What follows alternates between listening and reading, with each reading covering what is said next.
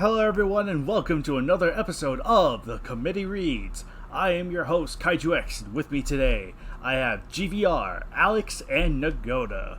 And today, we will be going over KWCE number 29, Godzilla 1954 vs. Paleosaurus, the Giant Behemoth, by Venom 2009.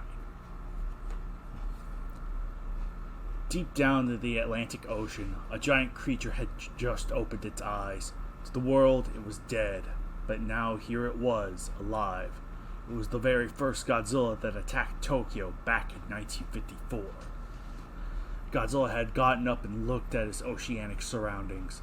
The original Monster King didn't know how, but he was alive. The last thing Godzilla remembered was that he was resting in Tokyo Bay, until suddenly he was consumed by bubbles liquefying the oxygen, suffocating and dissolving him in the process. Something tried to kill him. He swam away, but he couldn't escape from whatever was disintegrating him.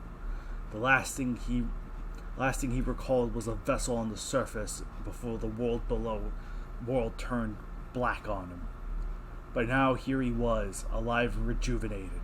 However, Godzilla didn't know where he was. This wasn't the same place where he had died. Just then, Godzilla sensed a trail of radiation in the water. It was weak, but it was strong enough for him to follow.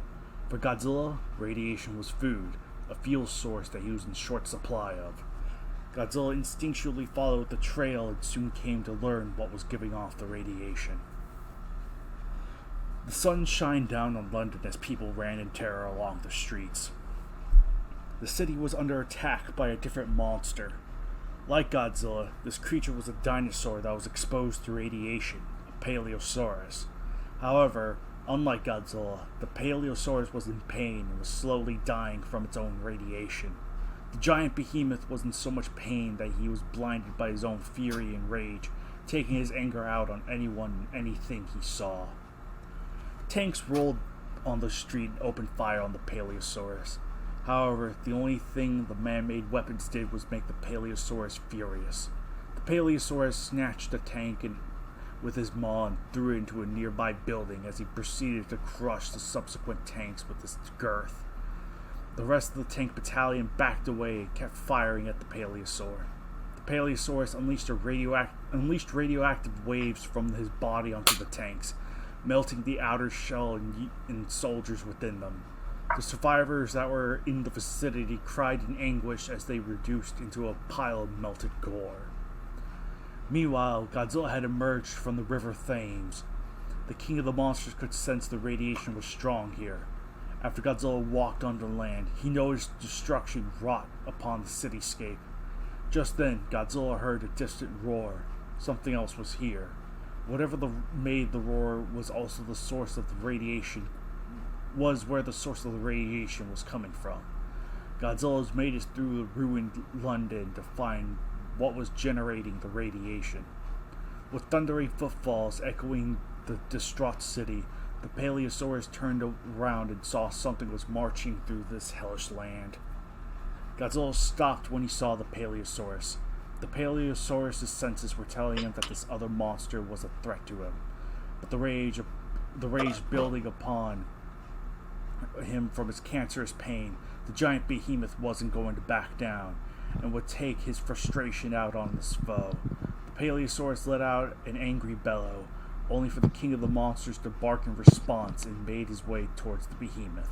Pass. The Paleosaurus ran towards Godzilla and used his head to hit the Monster King in the chest. As Godzilla fell to the ground, the Paleosaurus stood upon his hind legs, ready to crush the Monster King with his two heavy-set forelimbs. Godzilla rolled away, just in time as the behemoth's front legs crunched the ground instead. Godzilla's tail promptly slapped the Paleosaurus across the face, eliciting a yelp from the dinosaur. Godzilla got up and gripped the Paleosaurus by the neck. The Paleosaurus tried to shake his neck free, but the king of the monsters opened his toothy maw and viciously dug into the Paleosaurus' neck.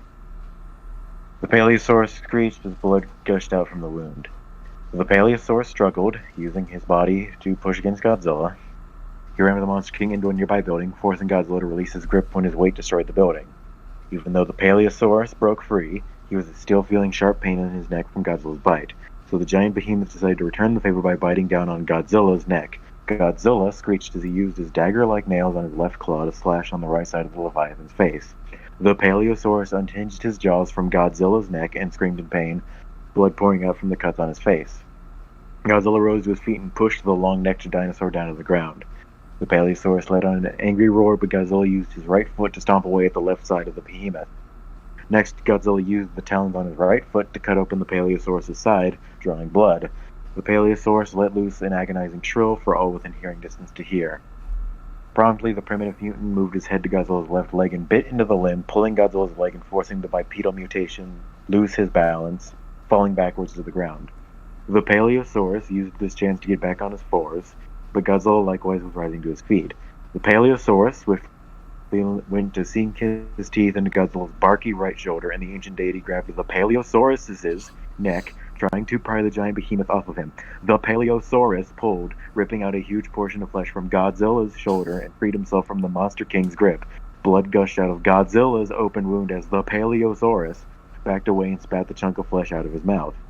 Godzilla let out an angry bellow as his dorsal fins ignited in fiery rage. The Paleosaurus was going to attack Godzilla again, not until the Monster King opened wide and fired a stream of misty heat. The Paleosaurus screeched in scourging misery as the infamous atomic ray torched his face. The Paleosaurus backpedaled and got himself out of Godzilla's firing range. Godzilla ceased his fiery stream, allowing himself to cool down. The Paleosaurus took notice that the wounds he had inflicted on Godzilla were undergoing repair. The giant behemoth knew that he needed to kill Godzilla quickly before he became too tired to fight anymore. Godzilla lumbered towards the enemy and proceeded to... Pass.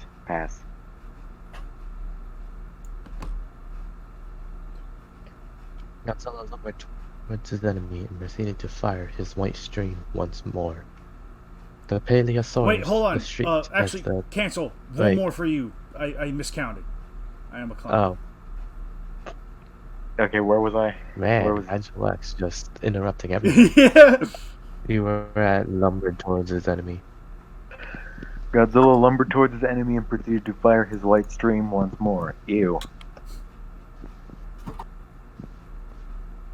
The Paleosaurus screeched as the atomic ray found itself torching his chest. The giant behemoth spun around and used his tail to strike Godzilla at the left side of his neck, knocking the Monster King off his feet and forced him to stop firing his breath weapon. Pass. For real this time. Okay.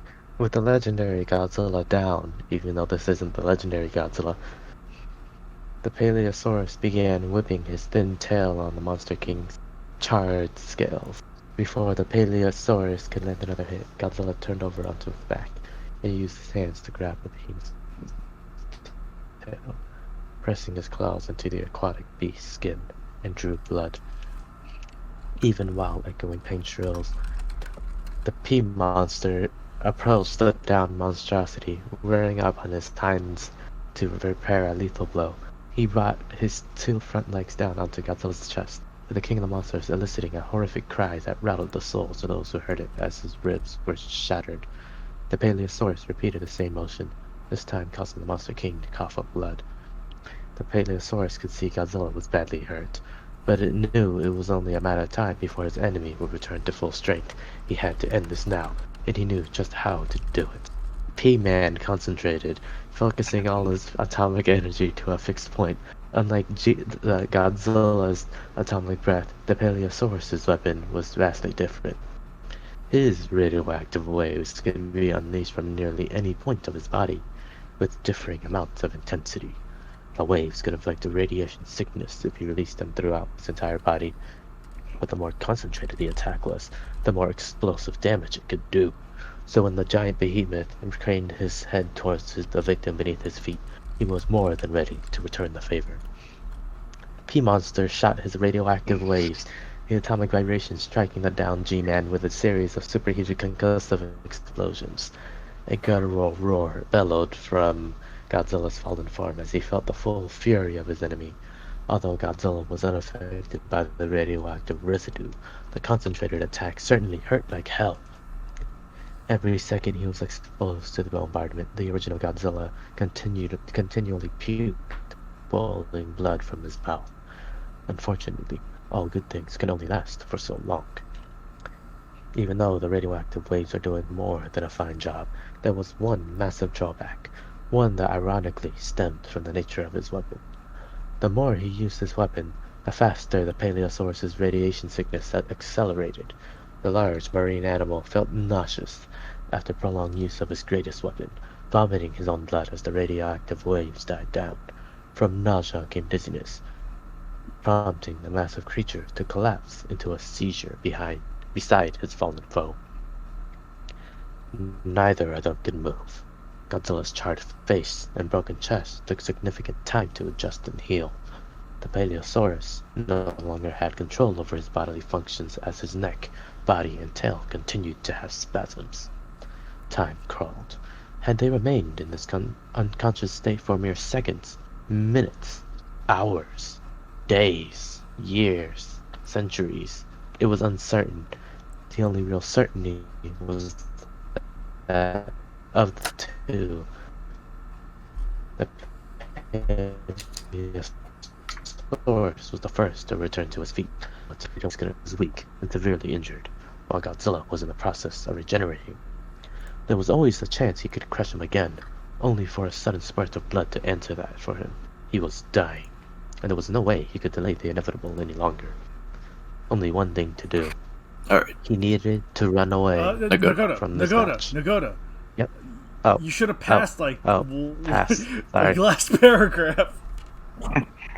Wait. Was I? Yeah. Yeah, you read I like didn't know three what of tell mine. me. Oh well, it was against his pride, Wait, given the no shape one you were... taught me anything. Yeah, I zoned out during the first two.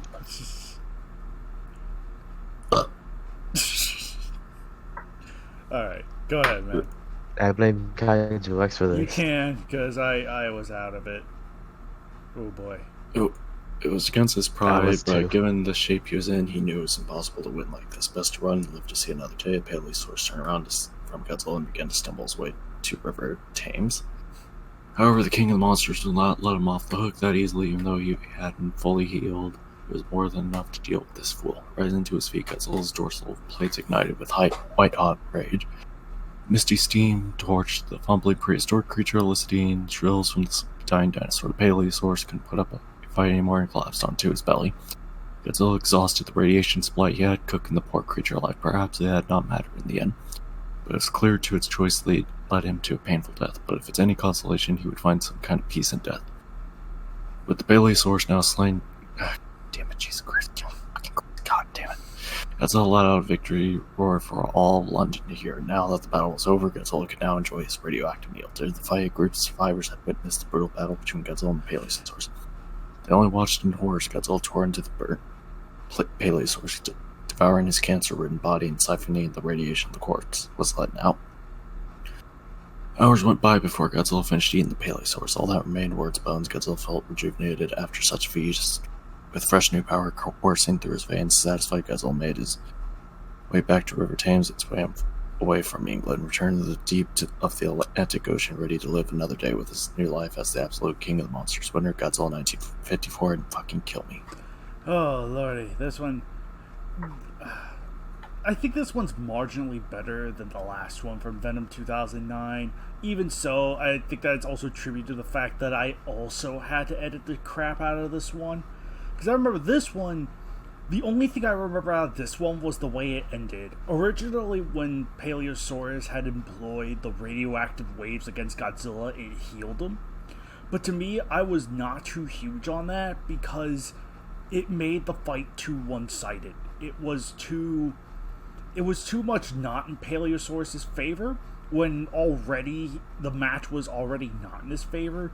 So I decided to amend that by making the radioactive pulse actually hurt Godzilla. But, you know, again, it still had the double-edged sword of, like, accelerating his own death. So it's like, gosh. And I'm pretty sure I trimmed away a good bit of fat, too. At least relative to the match that I had. This still has a lot of the same issues as the last one we read from Venom 2009. I mean, at least this one here is just like, you know, at least Godzilla's just alive because...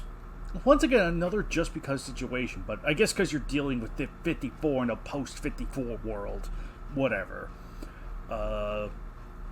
But friggin', well, I do think this match is marginally better than Shin Godzilla versus Giant Claw. This one, it still has a lot of the same faults as that one too. A lot of back and forth with no real sense of meaningful interconnectedness. It's just back and forth, back and forth, back and forth. With only, again, some marginally improvements done by me when I was editing this. So, yeah, no, I can't say this one's great either, but it's at least a pinch better than the other one, by comparison. GVR, what'd you think of it? It was boring, unentertaining. It was repetitive, poorly written. That's it. That's all I have to say about this. Alright. Alex, what'd you think of it? Everything GVR said. Okay. Ditto. You just ditto it. Yep. Alright. Nagoda, what'd you think? Repetitive. Really repetitive in the names. Again, could have used other titles and stuff. Like he used the giant behemoth a couple times. Most of the time it was the Paleosaurus this, the Paleosaurus that, the Paleosaurus, the Paleosaurus, the Paleosaurus. Mm-hmm. It just gets tiring. Yep. Yeah. Otherwise, it's okay. It's just really repetitive in name usage. That's all I gotta say. With that said, this has been KWCE number 29, and hopefully, we'll see you guys next time for the season finale of the KWCE, this particular season. So, till then, everyone, take care. I no longer fear reading match 30. Good.